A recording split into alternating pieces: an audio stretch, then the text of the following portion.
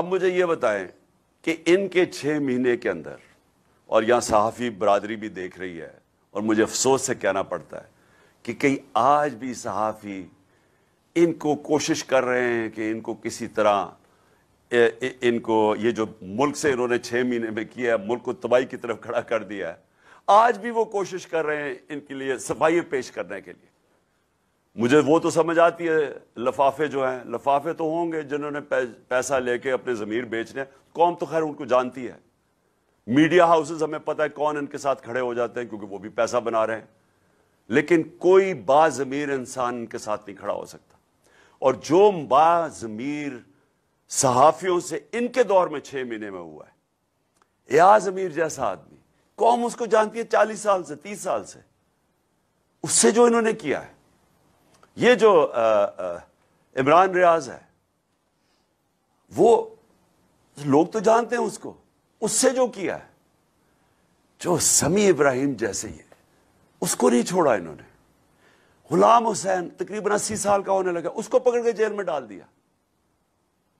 اور پھر جو ارشد شریف سے، صابر شاکر وہ ملک سے باہر گیا ہو، ارشد شریف سے جو انہوں نے کیا، میں تو اس کی ابھی بھی جو اس کی تشدد کی تصویریں آئی ہیں، یعنی میں چھوڑے سارے ہم آج شوق میں ہیں، ہمیں یعنی کون اس سے، ارشد شریف نے کیا جرم کیا ہوگا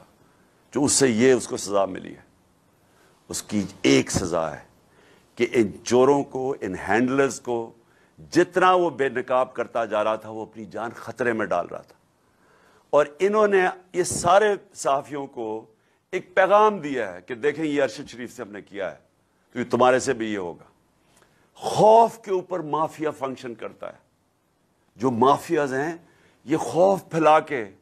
یہ لوگوں کو غلام بنا کے، خوف کے بت کے سامنے جھکا کے یہ لوگوں کے اوپر حکومت کرتے ہیں۔ اور جو میری حقیقی آزادی کی تحریک ہے وہ یہ خوف توڑنا ہے قوم کا۔ یہ سوچا انہوں نے یہ تھا کہ جو گولیاں لگ گئی ہیں میں بچ گیا ہوں تو اب میں ڈر جاؤں گا کہ میں شاید پیچھے ہٹ جاؤں۔ انہوں نے یہ سوچا تھا اعظم سواتی سے جو انہوں نے کیا کہ اعظم سواتی کو پہلے انہوں نے جو اس سے تشدد کیا ننگا کر کے، انہوں نے کہا وہ 75 سال کا آدمی ہے، شرم میں چپ کر کے بیٹھ جائے گا گھر میں، وہ نہیں بیٹھا۔ پھر یعنی کسی دنیا کے ملک میں غلاظت کی یہ انتہا نہیں دیکھی کہ اس کی ویڈیو دے دی، اس کی بیوی کو پہنچا دی، ان میاں بیوی کی ویڈیو۔ میں نے یعنی میں مغربی معاشرہ اندر سے جانتا ہوں، وہاں کوئی تصور نہیں کر سکتا اس چیز کا۔ اور اعظم سواتی کو انہوں نے کہا کہ اب تو وہ شرم سے چپ کر کے بیٹھ جائے گا۔ میں سلام کرتا ہوں اعظم سواتی کو کہ وہ کھڑا ہو گیا، اور وہ اس لیے کھڑا ہوا ہے کہ وہ اوروں کو بچانا چاہتا ہے، وہ قوم کو بچانا چاہتا ہے کہ یہ جس طرح کا ظلم ہو رہا ہے، یہ جو چور اور ڈاکو اور یہ قاتل اور ان کے ہینڈلرز، وہ کھڑا ہو گیا سامنے،